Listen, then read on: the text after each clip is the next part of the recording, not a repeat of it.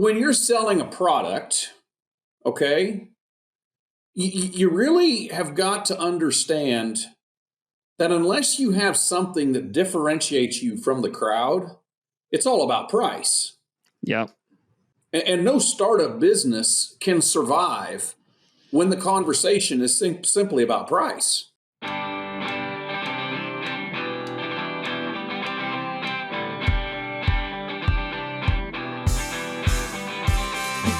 Welcome to the Feed Science Podcast. On behalf of Wisenetics, I'm Adam Fahrenholz, coming to you from North Carolina State University and the Prestige Department of Poultry Science. I'm an associate professor here in the Animal Food Manufacturing program.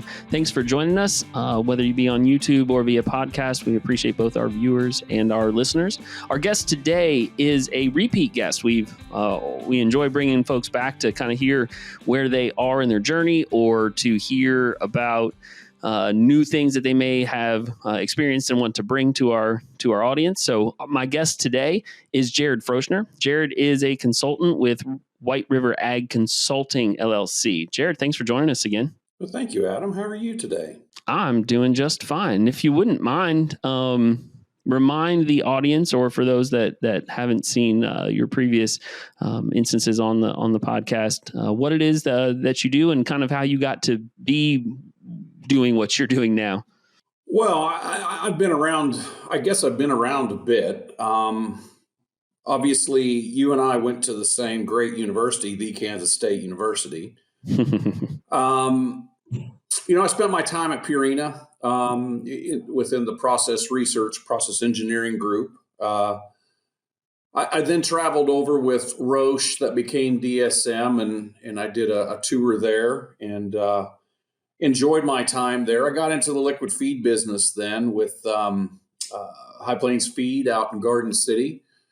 And then DSM clawed me back, shall we say, for another tour with them, both in sales and also in site management.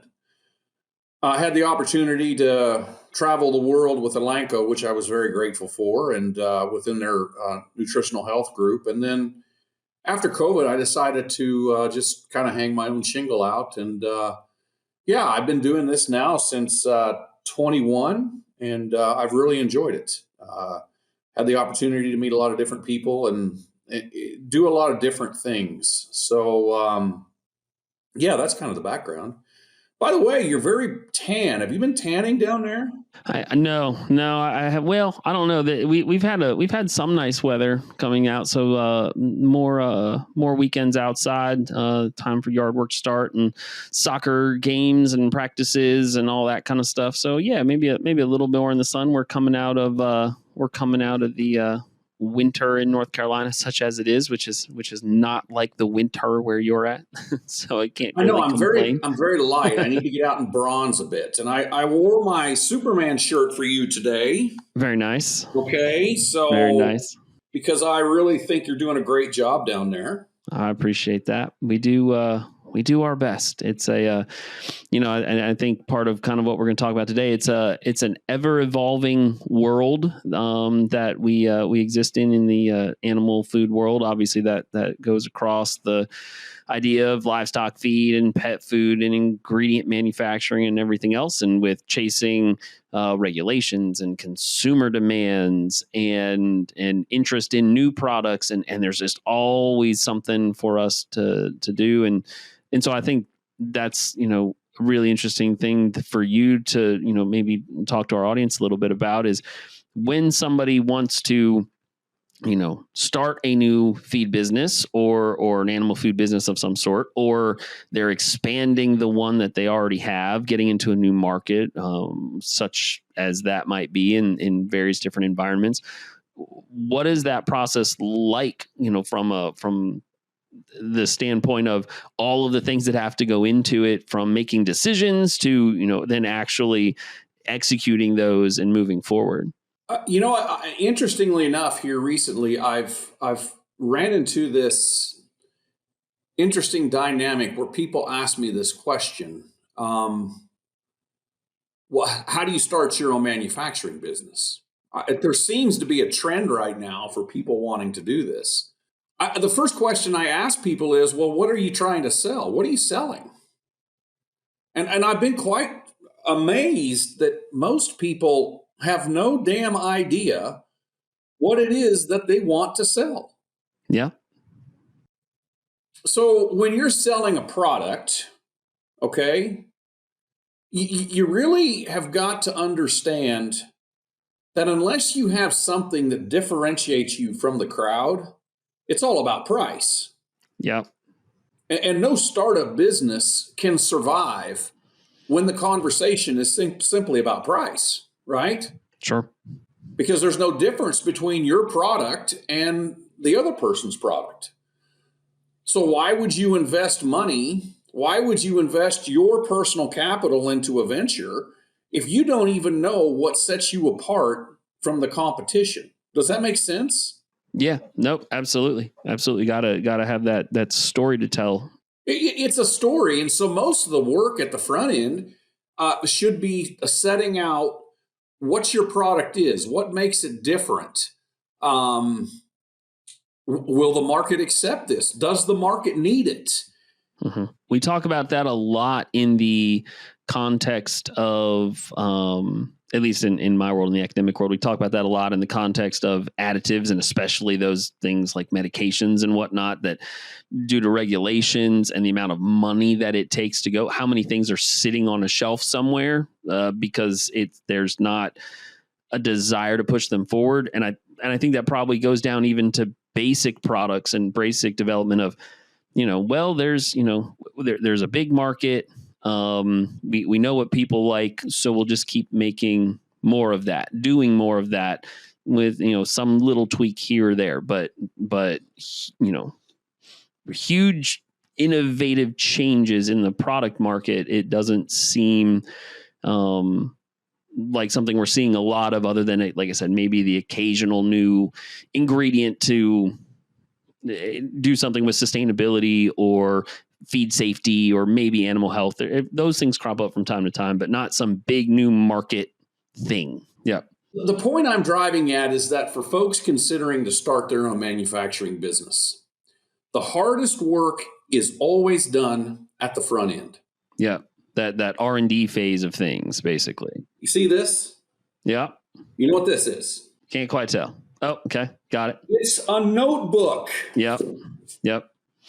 In today's technological world, we have dropped the notebook. Mm-hmm. Okay. But early in the startup phase, it's the most critical asset that you have. Jotting down every idea that comes, basically. Yeah. Every idea. Because what is the relevance? Where does that lead, Adam? Mm-hmm. Yep, sure. You kind of looking at every idea and then letting those bounce off of each other. And then that leads to the next idea. And wait, nope, hold on. Let's go cross that one out. Turns out that was stupid. That's not going to work. And continuing that process. And you never know also where that idea is going to come, right?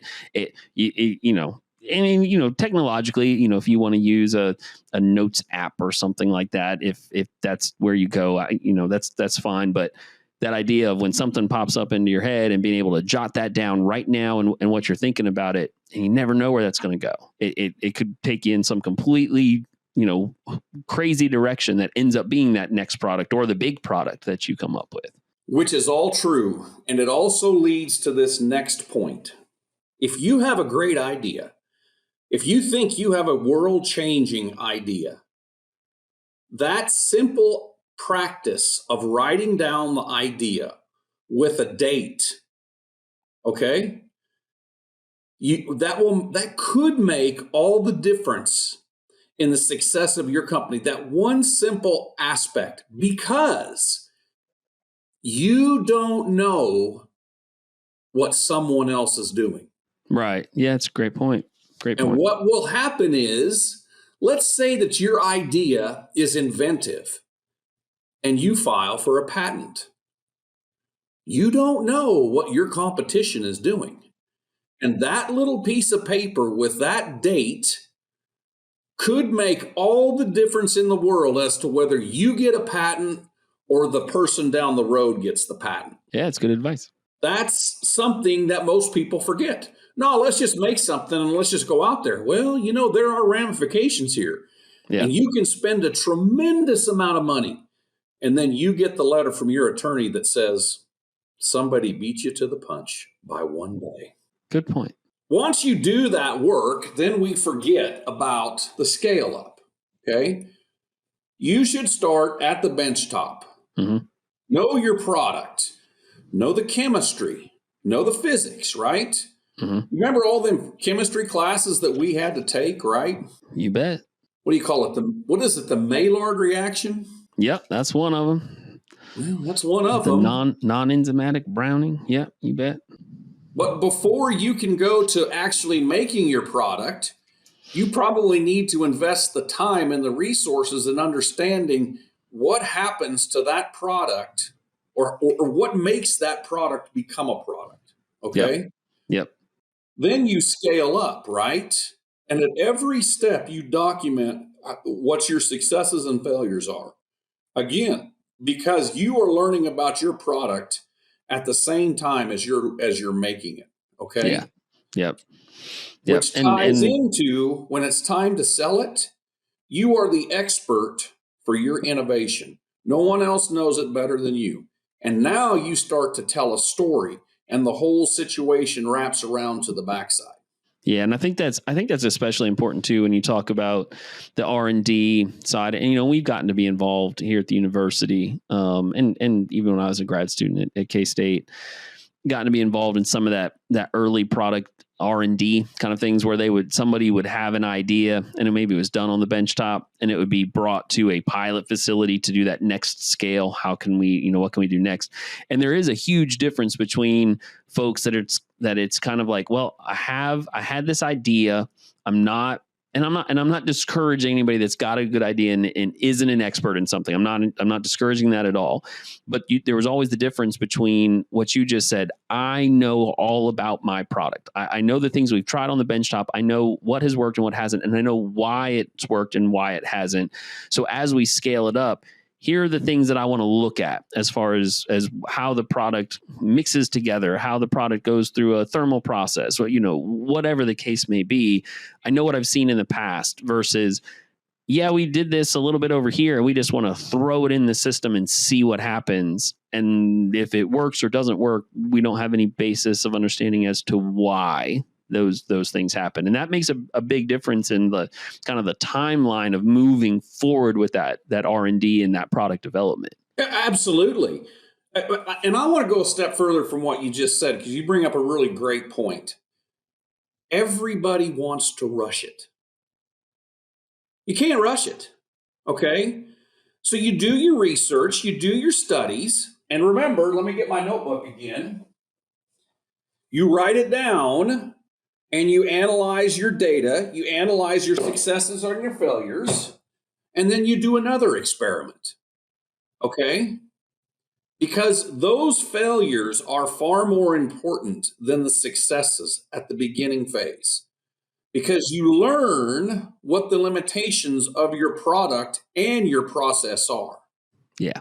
I think one of the things that we talked about, maybe one of the last times that you and I talked it would have been on the podcast, was about also taking the time to, there's good books and stuff that are written on this about taking the time to go learn about what maybe some of those R&D processes, timelines, successes and failures, what they looked like for some of the most common or impactful products that we see today. Because if you don't go and teach yourself some about that, or if you don't otherwise have some sort of a inherent basis because you grew up around a business that was doing these kinds of things, the only thing that we see as a consumer of whatever it is, or as a competitor of whatever it might be as well, is the product at which point it has hit the market and the marketing and sales is happening, right?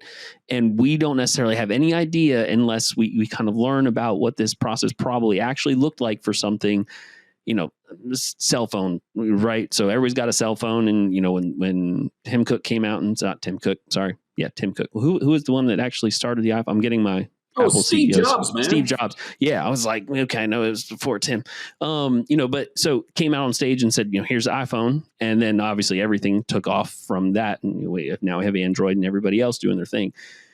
But unless you go read about just how many years and between Apple and university partners and everybody else and all the technology that was behind that got to that point, it's just kind of like, oh, one day smartphones came into existence. And it's like, no.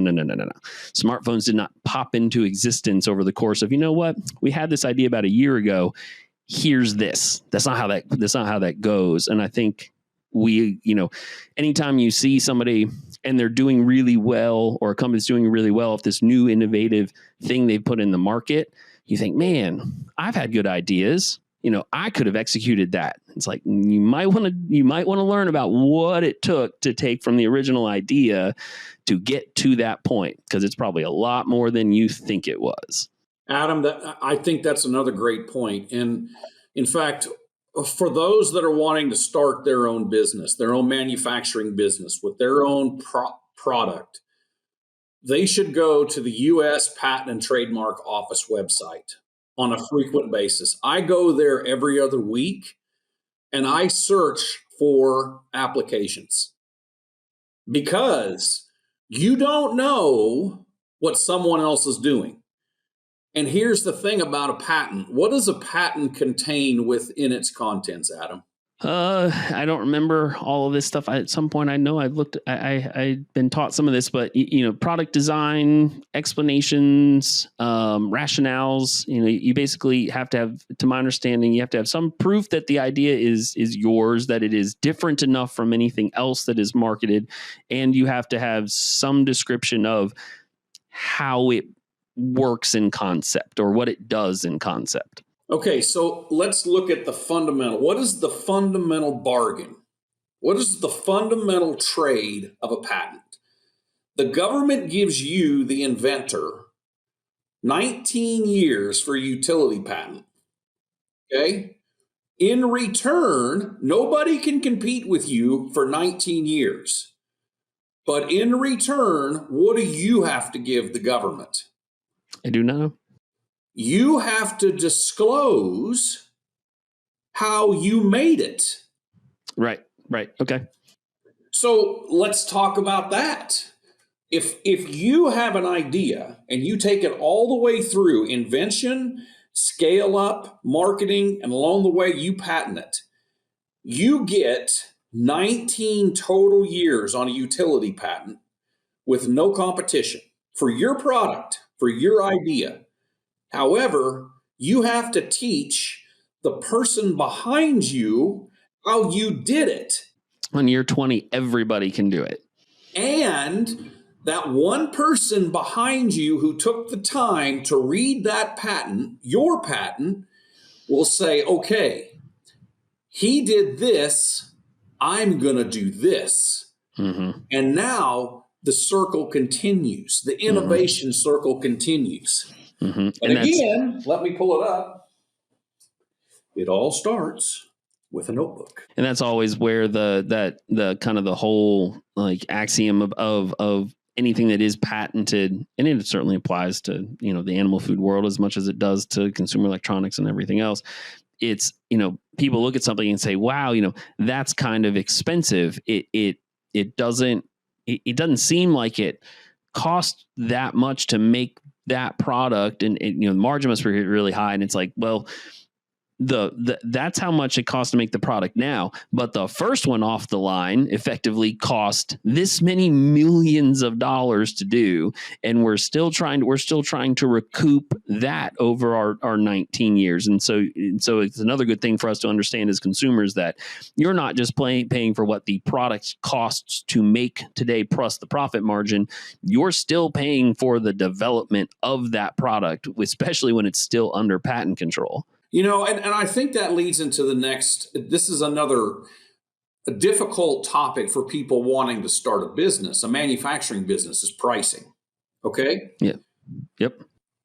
At the end of the day, the market will only bear so much. So you have to understand what your market is And you have to price your products reflective of what that market will bear. So what's that process look like? What from from developing a business, and then once the business and the products are developed and you're doing that for the first time, and then you're continuously doing that. When you say you need to know what the market will bear, how do you figure that out? Because guess and check is probably a part of that, but it's not everything you want to try to base your business off of, right? Yeah, I mean, obviously, we all kind of know. I mean, within our respective industry, excuse me.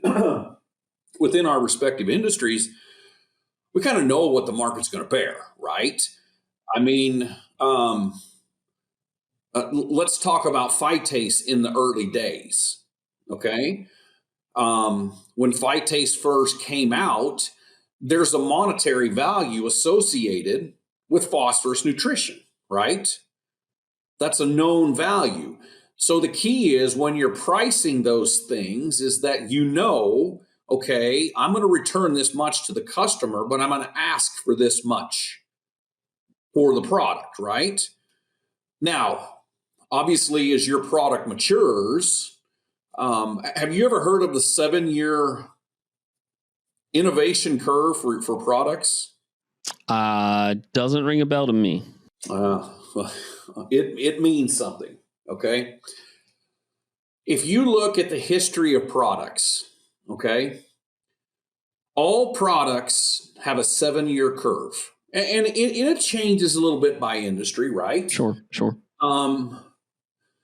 Basically, when you launch a product, you have 7 years. This is really important for products that are patented. You have 7 years to peak sales, to peak revenue. Okay? After that, revenue starts to decline. Okay? You can continue to grow your way through it by expanding the market. Mm-hmm. But the issue that you face is that somebody is always behind you. So the point of this curve is that you start to get pricing pressure about 7 years in. Okay. Somebody else has got a better widget behind you. Okay. Mm-hmm. That's the problem with capitalism. Now, if we were in a market-controlled economy, we sure don't want to say the name China. Did I say that today? Anyway, they don't particularly have these issues because it's a controlled market. Mm-hmm. But anywhere else in the world, you have to understand that there's a period of time where your product will reach maximum return for you. Yeah. The point is you either continue to innovate and bring new products to the market, new ideas to the market, or you ride this thing into the sunset and watch your market share and or your market return decrease. We talked a little bit before in kind of in our last kind of closing minutes of the recording here. We talked a little bit before about, you got to tell that story. Where is kind of the balance or the optimization or whatever the right phrase might be between I'm telling a story and I'm doing my marketing and I'm actually actively innovating and bringing new things? How much can someone expect to do with, I haven't really innovated anything new, but I'm telling a really good story and I've got a crack marketing idea and team and that sort of stuff, versus, eventually the consumer will kind of give up on that and they want to see something new or you're going to be done. Your question is complex, and we could probably do a whole other session on this. Maybe we will. But I'm going to go one direction here. From what I see in the marketplace today, okay, this younger generation, and it really pains me to have to say this, Fahrenholtz, okay? This younger generation doesn't know how to sell. Okay. Yeah. Okay. Mm-hmm. To them, it's just a job. Mm-hmm. Your question is complex because selling is a process. Okay. So let me ask you a question. What is the average number of sales calls that you have to make on a customer before they go to yes? Oh man, that's a That's a great question. I'm sure that there are numbers to that. I'm sure you're going to give them to us. Not my world. I can tell you from, just from the academic perspective, the amount of time we have to go to people that we're asking for grants or support or whatever. It's a lot. It's building that relationship and convincing them that you're right. So You're selling. Right. The average number is 7. We seem to have 7 popping up a lot. You need to be in front of that customer, positioning your product, positioning the idea, positioning the placement, positioning everything. You notice I didn't say price, did I? Right. That's right. You're in front of that customer 7 times before they move to say, I want to take a look at this. Mm-hmm. Okay. Now, obviously, you can hire an old seasoned dog. Some of us old people that know how to sell, you can probably shorten it by a sales call or 2, right? Mm-hmm. Because of the relationship piece. Sure. If you've got a brand new innovative product that nobody's heard of, it could go up to 12. Okay. Yeah. But the point is that it takes time, it takes effort, it takes sweat. You got to be out there beating down doors and selling your product. I met Pierce Lyons one time. Mm-hmm. The first time I met him. Okay. He truly was a treasure to the industry. I met and talked with him twice. Yep. The first time he asked everything about me. And the second time was 4 years later. He remembered every detail about me and my family. That's a heck of a skill. He told me a story the first time that when he started with his product, with Altex products, mm-hmm. he drove around the countryside in a grocery getter, a station wagon, handing out samples to his customers, his future customers. Yep. That's a lonely place to be, isn't it? Yep. Lonely. Another guy that told me that story was the guy that started Zenpro. Did mm-hmm. the same thing. He cooked his zinc methionine in the oven at home. Can you imagine the smell his wife had to deal with? The stories, the stories behind, the integrated poultry and swine. I mean, there's somebody that started with a few somewhere in a pasture or in a barn and had to just keep grinding and grinding and grinding to make that actually work. To your point, like knowing how to sell and then having something to sell, both of those things are incredibly important, but they're two different sides of a coin in many ways. And that's there's a lot of truth to that. And I think that's probably represents one of the challenges for people that want to start their own manufacturing business is you can't be everything to everyone. Right. And so a given person may have a skill set, let's say in manufacturing, but they don't understand, or they say they don't understand how to sell. Okay. Yeah. So then it comes to the concept of you have to hire the best people. You have to hire people that are smarter or more talented in other areas to advance your business, right? I mean, that's Absolutely. kind of become commonplace at this point, right? Absolutely. So know your limitations, right? I mm-hmm. mean, I know what my limitations are. Mm-hmm. Do that, as an entrepreneur, you have to do that own, what do you call that? Skill inventory mm-hmm. on a frequent basis. Mm-hmm. What have I done right? More importantly, what have I done wrong? Yeah. Because there's no corporate, corporate drone sitting there giving you quarterly reviews. That's right. Telling you that you didn't fill out the TPI reports in a timely manner. So you're not going to get your extra pittance for the next year. Okay. You have to do it yourself. Deep in the jungle, nature holds the secrets to healthier, happier chickens. Science is unlocking those secrets with Optient, the revolutionary lighting innovation for poultry farming. By mimicking nature, Optient gradient lighting creates a unique floor-level lighting gradient that improves feed conversion by up to 4 points, slashes energy use by 70%, and keeps flocks calm and stress-free. That means better animal welfare and a more efficient farm. Want to learn more? Optient Gradient Lighting is now available exclusively through your local Valco dealership or email optient@val-co.com today.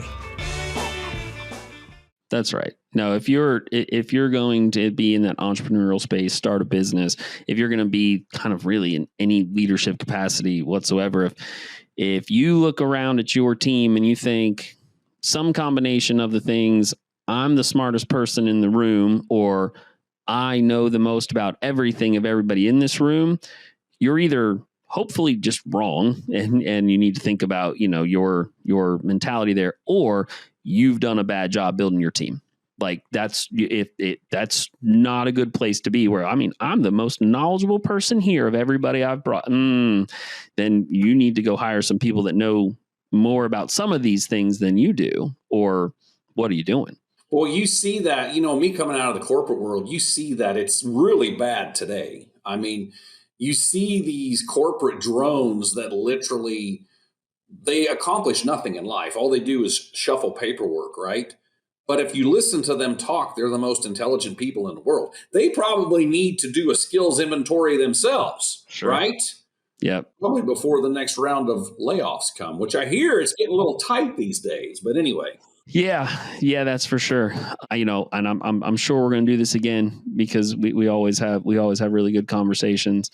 I appreciate your time, and I appreciate your insight, and hopefully our audience, or those that are thinking about whether thinking about starting their own business or thinking about going into this industry of ours in an innovative role, someone in an R&D type space. A lot of these lessons, they work in all different avenues of, think these things through step by step, have the right mentality, be prepared for failure, write down your ideas. All of these things matter kind of anytime you're in that creative role within your company or a company you work for, either way. Absolutely.